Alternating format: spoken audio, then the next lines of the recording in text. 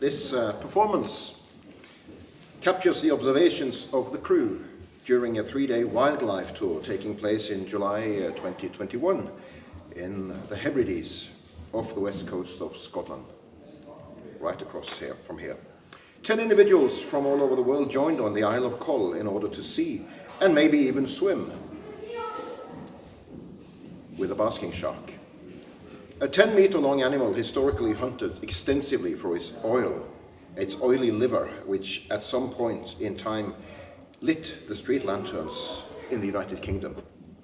There are parts of the world where sharks are fed to guarantee that the tourists get what they pay for. This expedition used no such method. No drones, no helicopters, relying entirely on a diesel-hungry boat and on humans as spotters. No shows were always a possibility. It was 4 p.m. on the second day, and we had clocked up 7 hours on the open sea already. Groggy from seasickness tablets, exhausted by the strain of constantly scanning the horizon for signs of life, we struggled to keep our eyes open. Inside the small boat, other passengers were nodding off one by one to the sound of the boat's roaring engine and the faintly comforting lurching motion it made as it skimmed mile after mile of choppy waves. No one was talking anymore. Slowly, everything blurred into one. All around, it was grey sky, grey water, grey faces. The sea was giving us nothing and had given us nothing the day before either. Our tour group had all arrived with the same expectation, that we would find, and maybe even swim with, a basking shark. After all, the Hebrides are considered a global hotspot for the world's second largest fish. We had arrived during the right season, and we were accompanied by skilled marine biologists and boat crew who knew what to look for. Even the weather, grey, yes, but not raining or too windy, had held up so far with relatively good visibility. Occasionally someone would notice an unusual movement in the water and shout, "Fin!" or "What's that?" Only for the fin to fly away, a seabird, or reveal itself to be something else, the ruffle of a wave hitting a rock beneath the water. False alarm. Now, wrapped in 5 layers of winter clothes for protection against the winds, it felt like we had had a date with the shark, only for him not to turn up. We felt some of the same awkwardness as waiting for someone in a restaurant, the same movements of anxious anticipation, looking around too often, trying not to catch the waiter or tour guide's eye. That might reflect an uncomfortable truth back at us. They knew something we didn't. Had they known all along that our search would be unsuccessful? The ocean is strangely paradoxical. The mysteries of the sea are compensated for by an abundance of sea life, or at least the impression of it. For thousands of years, the sea has been seen as a site of endless productivity, capable of yielding harvest after harvest, with a limitless ability to give life and to take it. Many seafaring nations have myths about the sea as a land of milk and honey, its endless bounty the basis for many civilizations' founding. In modern times, these ancient ideas can still be said to exist in a different form, with undersea drilling and offshore oil rigs, creating the impression of an endless flow existing underneath the surface. Given our cultural inheritance of such a productive worldview, we were disappointed by the apparent lifelessness of the grey sea swirling around us. There were no dolphins or whales. A baby puffin floating alone over the open sea was the unique highlight of our tour so far. It felt reasonable to expect to see a shark. So naively, it didn't seriously cross our mind that we wouldn't see one. Our interest in basking sharks had started over a year prior to this trip, when we both, in different ways, had studied historical sources of energy production. Miriam completed her thesis on the lignite industry in Western Germany, while I had spent 2 years researching and writing about another deepwater resident, the Greenland shark, which lives in the Arctic seas. At one time, it too was hunted commercially for its liver oil, much like the basking shark. This led us to the basking shark, and we made preparations to set out on our own hunt to see one. We just weren't prepared for where it would take us. On the afternoon of the second day, we were confronted with a very bad swell. A swell is a repetitive wave pattern caused by wind waves from distant weather systems, pushing big, rolling waves over the entire sea. The long wavelength makes for great surfing conditions, but also for terrible stomach rolling when trapped on a boat. Consumed by seasickness, we tried to keep our eyes pinned on the horizon, which disappeared behind the waves every few seconds. "Keep your eyes peeled for sharks," said the little positive note on our lunch bag written by the hotel staff. But that message was pretty useless in a rough sea where you could not even see beyond the next wave. The skipper made his way through the rising sea, skillfully maneuvering over them in a slightly diagonal fashion so they would not hit the small boat with full force. In the middle of intense seasickness, it finally dawned on us that the sea had completely its own agenda. It did not care for us seeing a shark or even for our health or life. We were completely at the mercy of the sea and the weather patterns influencing it. Neither did the shark care, although we felt like we were somehow entitled to see it, spending all that money and making this long trip. It could be exactly underneath us right now, without an idea of our idle hopes or aspirations. There was absolutely no transaction here, nor with the animal, or the weather, or the sea. No deal, no guarantee that our hard work would be rewarded in any way. Thinking back about the first shark hunters, it occurred to us that we were traversing the same waters which took the lives of many skilled seamen looking for basking sharks in earlier centuries. Hunters in much more basic boats, but with much more skills than us. Next to finding that they also had to stalk and kill the animal, we could not even stand on our 2 feet on the rocking boat. The sea is a timeless phenomenon. It connects us effortlessly with generations before us, blending all of human efforts, dreams and idle hopes into one dark and swirling soup. Being in this ancient landscape, you might ask, what really changed in the 70 years between the Hebridean shark hunters and us? Back in the hotel, the mood was still very cheerful. We washed our death fears off that day down with beer and laughed at our own childish disappointments. Surely we would see a shark the next day, but then an old fisherman sitting alone at the end of the bar glanced over to us. "You're looking for sharks, eh?" he said. "They're not here, eh? They're down in Ireland."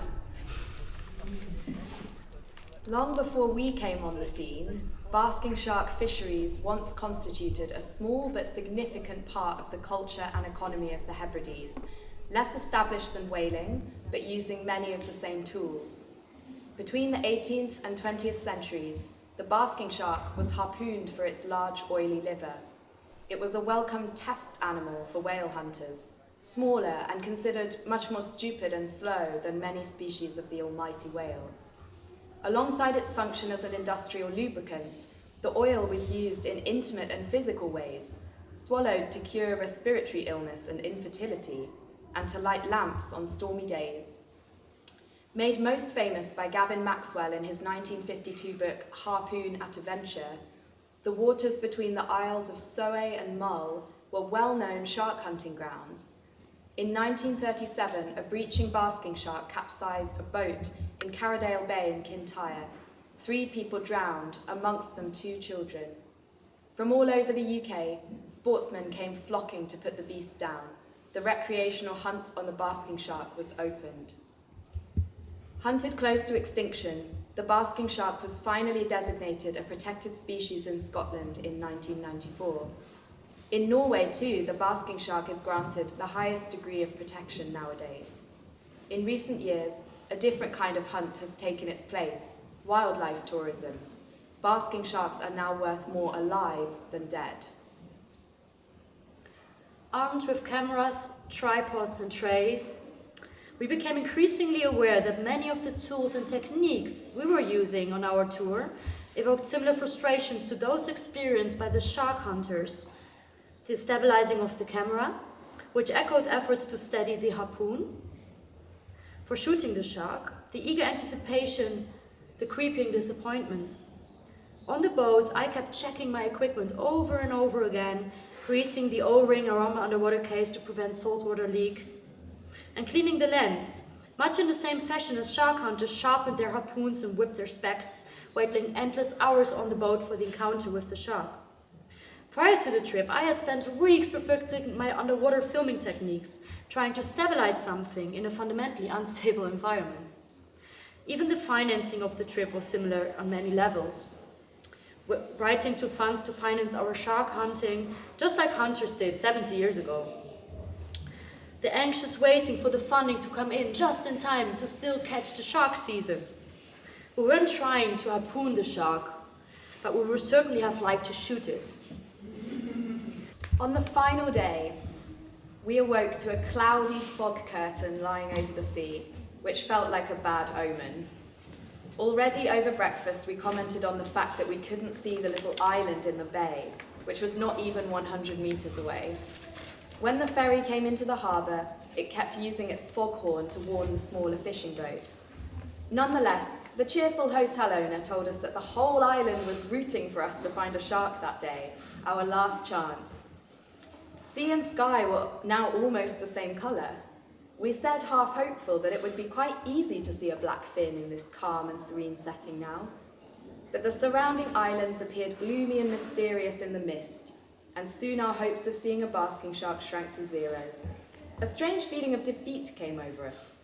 The wonder did not happen. The animal escaped our gaze. We would all return to our respective parts of the globe with a feeling of being too late or too early or missing the boats or perhaps of being unlucky. Other tourists in our group cautiously raised the question of refunds, and the tour guide repeated mechanically the paragraph in the contract which stated that we had been looking for a wild animal in a fundamentally unpredictable environment and that no-shows were always a possibility. We should be grateful to be on the sea at all. Some tours would be cancelled entirely due to storms and bad weather conditions with no refund. The mood on the tiny boat dropped even further.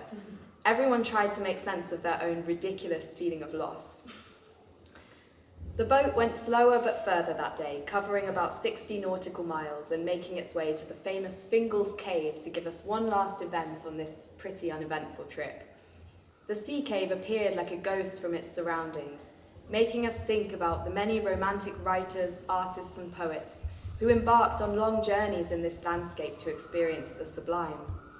We now learned that the sublime is about wonder and fear simultaneously, a sense of being overwhelmed by the elements, about going through suffering in the hopes of experiencing something breathtaking. Our own search for the basking shark did not end there. We had so many questions. What possible reasons were there for our shark's absence? Was it just a fluctuation in the season, or were there also other reasons? In search of answers, we spent one day in Oban with marine biologist Clive Fox, who is a specialist on plankton research. The Gaelic word Cairban means something like white gums, referring to the filtering system of the shark. It uses it to feed on plankton. Plankton are the basis for the basking shark's existence in the first place, and also the reason it has such high oil content in its liver. Looking at plankton under the microscope, they dart around too fast to follow. Because researchers at the lab need to pin down their find to make it interpretable for science, they prefer dead plankton. Dead plankton does not move, stays still in front of a lens, and does not disappear unexpectedly when you try to capture it. Science thus prefers for the organisms to be passive instead of lively.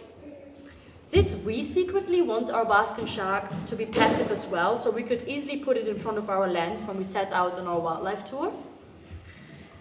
The passiveness in turn has been protected on the names of both plankton and the basking shark. While the name plankton means to wander, to drift, meaning to float around without a will on its own, the basking shark takes its name from the assumption of a supposedly passive fish basking in the sun, and so another name for the shark is sunfish. But basking sharks are not tame, slow or stupid, as our own non-encounter proved. They travel thousands of miles and even disappear completely during winter. For half of the year, no one knows where the basking shark is going, since they make their way deep in the water where the GPS trackers of researchers do not work. Plankton researchers also shows that the little drifters have a higher degree of mobility than originally thought. These tiny creatures and plants seem to move vertically up and down in the water column, and the basking shark follows, determining whether it stays at depth or near the surface. The plankton was not up that day, and neither was our shark. In the end, 2021 was what our tour company, Basking Shark Scotland, would eventually come to call the strange summer.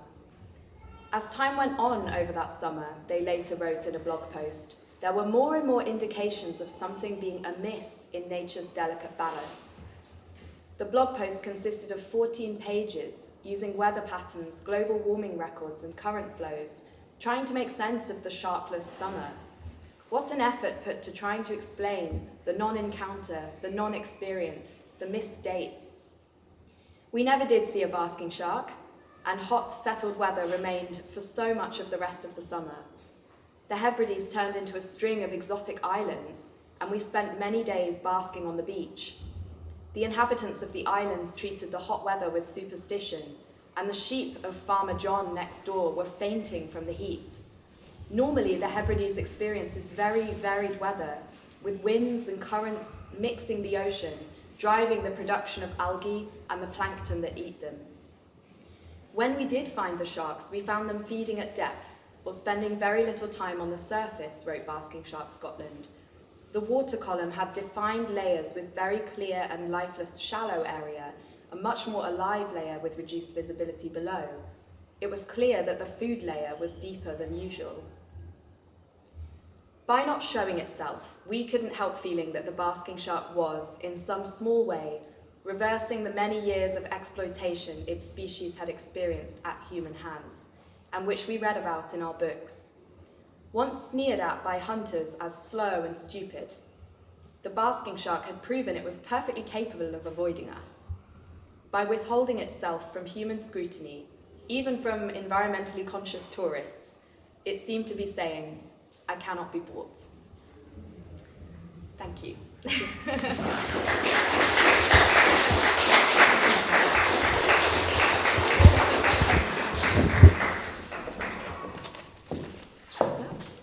Thanks a lot for coming. Yeah, thank you. We'll be here, so if you want to talk to us, then we're here, and this is the basking shark. Yeah. We don't notice yet, so it's actually a real basking shark. So it looks like a puppet, but it's set up. It's the real skin and stuff. So yeah, you're not allowed to touch it, but I did secretly, and it's great. So, yeah.